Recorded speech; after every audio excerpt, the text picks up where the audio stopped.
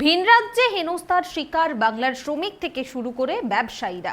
BJP শাসিত রাজ্যে বাংলার মানুষদের হেনস্থার প্রতিবাদে পথে নামল তৃণমূল কংগ্রেস। বুধবার রায়গঞ্জের ঘড়ি মোড়ে রবীন্দ্র মূর্তির পাদদেশে একটি প্রতিবাদ সভার আয়োজন করা হয় জেলা তৃণমূল কংগ্রেসের তরফে। এদিনের প্রতিবাদ সভায় হাজির ছিলেন তৃণমূলের জেলা সভাপতি কানাইয়ালাল আগরওয়াল, ইটাহারের বিধায়ক মোশাররফ হোসেন, করণদিঘির বিধায়ক গৌতম পাল, রায়গঞ্জের বিধায়ক কৃষ্ণ কল্যাণী সহ দলের জেলা স্তরীয় বিশিষ্ট নেতৃত্বরা।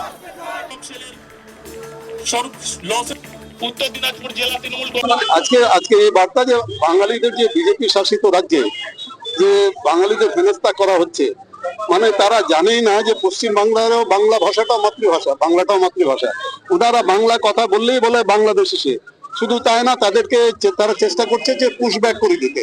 তা আমরা এটাই বলতে চাই যে স্বাধীনতা সংগ্রামে তো বাঙালিরাই সবচেয়ে আগে অগ্রণী ভূমিকায় ছিল। তখন গোপাল কৃষ্ণ গোখলেই বলেছিলেন what Bengal things today India things tomorrow. আজকে সেখানে বাঙালিদের হেনস্থা করা একমাত্র কারণ হলো যেহেতু 2021 বিধানসভা নির্বাচনে এখানে অনেকবার মোদিজি, অনেকবার অমিত শাহ এসেছিলেন, আপকি বার 200 পার, আপকি বার 200 পার স্লোগানটা দিয়েছিলেন। সেখানে ওনারা 77-এর মধ্যে আটকে গেছিলেন। তখন এখন বাংলাকে ওদেরকে একটাই টার্গেট দিয়ে বঞ্চনা। আজকে ভাবতে অবাক লাগে, যেখানে আমরা এই বাংলা ভাষায় গর্বিত হয়েছিলাম, যেখানে আমাদের কবি রবীন্দ্রনাথ ঠাকুর গীতাঞ্জলি মহাকাব্য লেখে বিশ্বে সাহিত্য জগতে নোবেল পুরস্কার ছিনিয়ে নিয়ে এসেছিলেন আর ভারতবাসীকে গর্বিত করেছিলেন।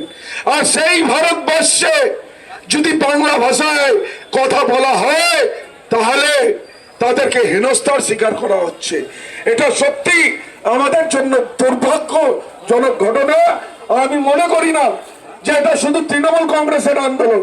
আমি মনে করি যারা বঙ্গবাসী, যারা বাংলাকে ভালোবাসে,